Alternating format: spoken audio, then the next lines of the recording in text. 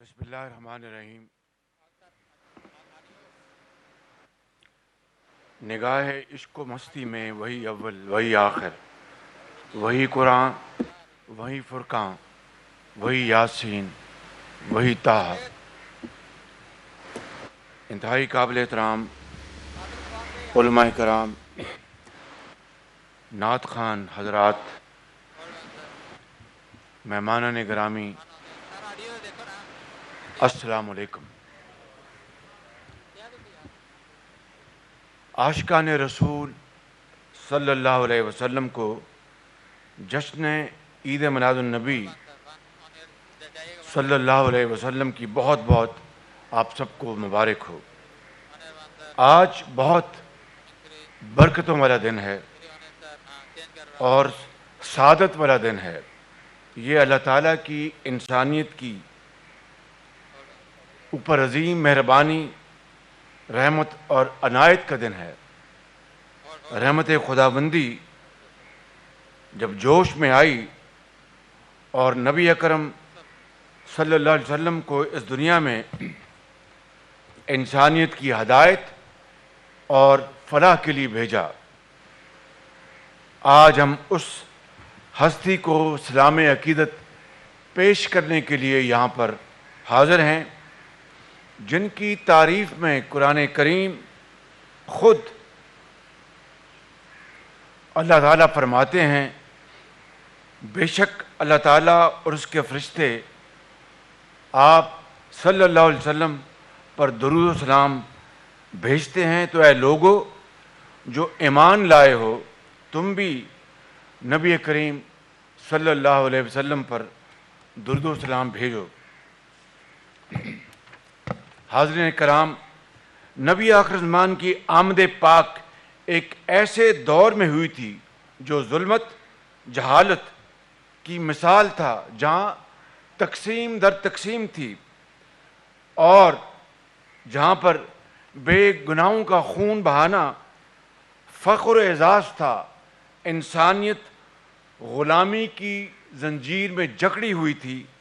خواتین غلاموں کو مال مویشی اور ذاتی جاگیر سمجھا جاتا تھا۔ بچیوں کو زندہ درگور کر دینے کے قابل نفرت رواج رائج تھے اور لوٹ مار باعث ندامت نہ تھی بلکہ بہادری اور قصہ گوئی کا باعث تھا۔ ان سیاہ تاریک اندھیروں میں اللہ تعالیٰ کو انسانیت پر رحم آ گیا اور رحمت العالمین حضرت محمد مصطفیٰ صلی اللہ علیہ وسلم نور سحر بن کر طلوع ہوئے، اور جس نے بدحال معاشرے کو ایک نئی روح پھونکی، نئی زندگی دی۔ آپ نے نبوت صلی اللہ علیہ وسلم کے بلند مقام پر فائز ہونے سے پہلے ایک بد اخلاق معاشرے میں جو تعارف پایا وہ یہ تھا کہ نبی کریم صلی اللہ علیہ وسلم صادق اور امین ہیں، اور اس کے لیے کسی گواہی کی ضرورت نہ تھی۔ آپ کی امانت و دیانت کا یہ عالم ہے کہ جب کفار مکہ نے آپ کے قتل کی مکروہ سازش تیار کی تو اس وقت بھی آپ نے حضرت علی کرم اللہ وجہ الکریم کو امانتیں سونپ کر لوگوں کو واپس پہنچانے کی ذمہ داری دی۔ سبحان اللہ۔ آپ مجسمہ اخلاق، شرافت اور حیا تھے۔ یتیموں، ناداروں، مسکینوں اور بے کسوں کے والی و سرپرست تھے۔ کسی سوالی کو خالی نہ واپس بھیجنا آپ کی سنت اطہر تھی۔ بدترین دشمن بھی آپ کے اخلاق پاک کے مستحق ٹھہرتے۔ خون کے پیاسے بھی دعا پاتے اور رحم سے فیض یاب ہوتے۔ آقا کریم نے فرمایا، اللہ کے نزدیک روز قیامت لوگوں میں سب سے برا وہ ہے جسے اس کی بد کلامی کی وجہ سے لوگ اس کو چھوڑ دیں گے۔ آپ کو رائے حق سے ہٹانے کے لیے ہر طرح کے جبر، دباؤ، ظلم کے ہتھ کنڈے استعمال ہوئے۔ بہتان، الزام اور جھوٹ گھڑا گیا۔ طائف میں سرکار دو عالم کو شدید زخمی کیا گیا۔ رب کائنات کی ذات اقدس جلال میں آئی، لیکن رحمت عالم کی زبان مبارک سے دعا ہی نکلی۔ یہ ہیں ہمارے آقا اور یہ ہیں ان کی سنت اطہر۔ حاضرین محفل، مدینہ منورہ تشریف لانے کے بعد نبی کریم صلی اللہ علیہ وسلم نے اپنی پیغمبرانہ اور خداداد صلاحیتوں کے ذریعے شروع ہی سے ایسے اقدامات کیے جن سے آگے چل کے ایک متفقہ دستور کی منظوری کی راہ ہموار ہوئی۔ حضور صلی اللہ علیہ وسلم کی مؤثر حکمت عملی سے سب سے نمایاں اور دورس نتائج کے حامل وہ معاہدے تھے جو آپ نے یہود و نصارہ سمیت کفار مکہ اور دیگر عرب قبائل کے ساتھ فرمائے۔ لیکن آپ کے دو اتحادی معاہدے خاص طور پر نتائج کے اعتبار سے تاریخی اور فیصلہ کن ثابت ہوئے۔ ایک میثاق مدینہ اور دوسرا معاہدہ حدیبیہ۔ محققین کا یہ کہنا ہے کہ یہ اتحاد مذہبی بنیادوں پر نہیں بلکہ سماجی بنیادوں پر قائم ہوا تھا۔ سکالرز کے نزدیک میثاق مدینہ اولین دستور کی حیثیت رکھتا ہے۔ مدینہ کی ریاست سیاسی اور مذہبی آزادی کی ایک بہترین مثال تھی۔ مذہبی آزادی میں یہ بھی شامل تھا کہ کسی غیر مسلم کو جبراً مسلمان نہیں بنایا جائے گا، انہیں بلا وجہ تنگ نہیں کیا جائے گا، ان کی املاک کو نقصان نہیں پہنچایا جائے گا، ان کے جان و مال کی بھرپور حفاظت کی جائے گی اور فتنہ اور فساد کو قوت کے ساتھ ختم کیا جائے گا۔ حاضرین کرام، مدینہ منورہ میں انصار مدینہ نے مہاجرین مکہ کے صرف دکھ ہی نہیں بانٹے بلکہ اپنی جائیداد اور مال بھی بانٹا۔ یہ عظیم جذبہ آقا محترم کی قیادت، بے مثال عظیم قیادت اور تربیت کا نتیجہ تھا۔ ریاست مدینہ میں ناداروں، بے کسوں، یتیموں، بیواؤں کی سرپرستی کی جاتی، انہیں خوراک مہیا کی جاتی، ان کے مسائل کے حل کے لیے اسباب مہیا کیے جاتے، رات کو کوئی بھوکا نہیں سوتا تھا۔ یہ تھی فلاحی ریاست۔ آپ صلی اللہ علیہ وسلم کا یہی کردار ہے کہ جسے دیکھ کر پوری دنیا میں اسلام پھیلنے کی جستجو شروع ہو گئی، اور پھر دیکھتے دیکھتے کس طرح آئندہ آنے والے سالوں میں کس طرح اسلام جگہ جگہ کونے کونے پھیلا اور لوگوں نے خود اسلام کو بڑی خوشی سے قبول کیا۔ میرے بزرگوں، بھائیوں اور نوجوان ساتھیوں، مگر آج آئیے ریاست مدینہ کے اس آئینے میں آج ہم اپنا جائزہ لیں۔ کیا ہم جواب دینے اور حقیقت کا سامنا کرنے کی جرات رکھتے ہیں؟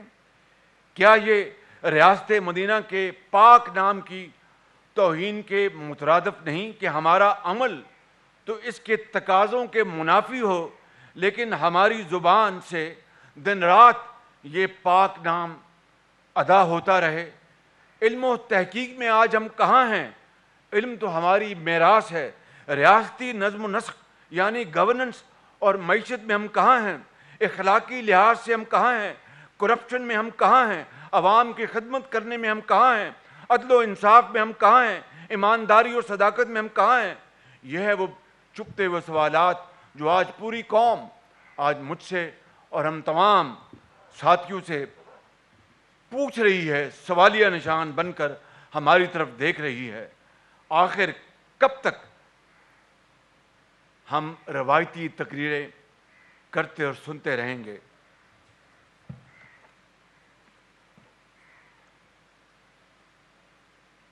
میں بڑے ادب سے یہ آج یہاں پر ان عظیم علماء کی خدمت میں،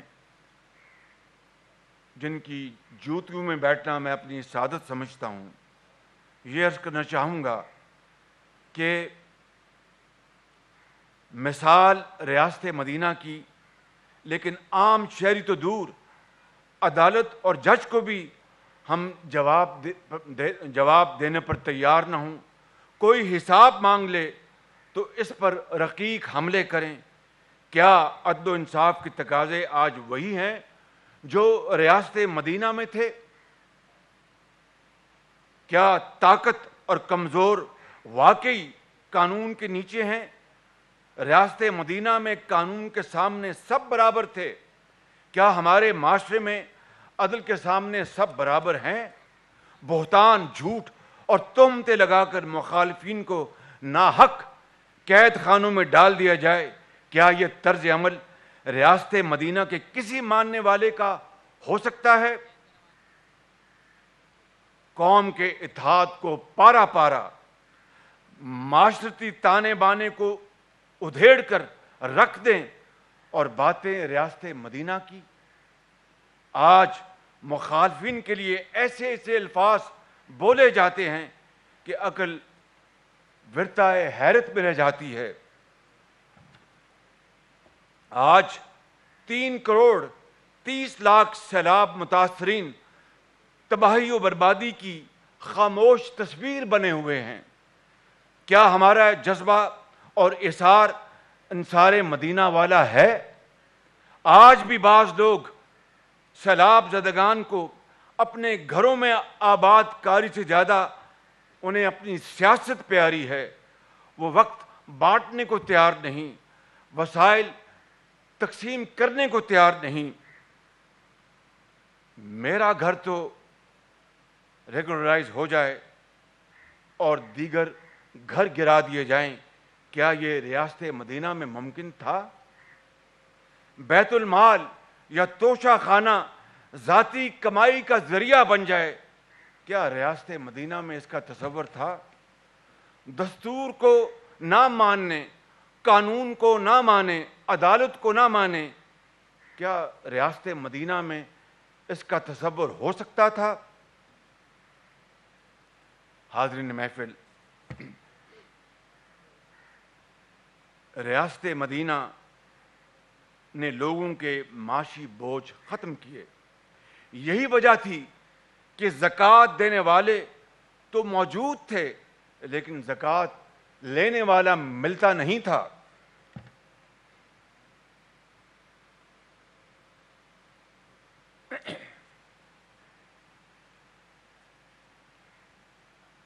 ریاست مدینہ میری نظر میں تب ہی بن سکتی ہے جب ہم سیرت طیبہ اور اصحاب پاک کے نقش قدم پر چلیں۔ یہ وطن عزیز بڑی قربانیوں سے حاصل ہوا ہے۔ دستور سے ہٹتے ہوئے اسے گمراہ کن نظریات، انتشار اور فساد سے بچانا ہوگا۔ ایمان، اتحاد اور تنظیم کے سبق پر واپس آنا ہوگا۔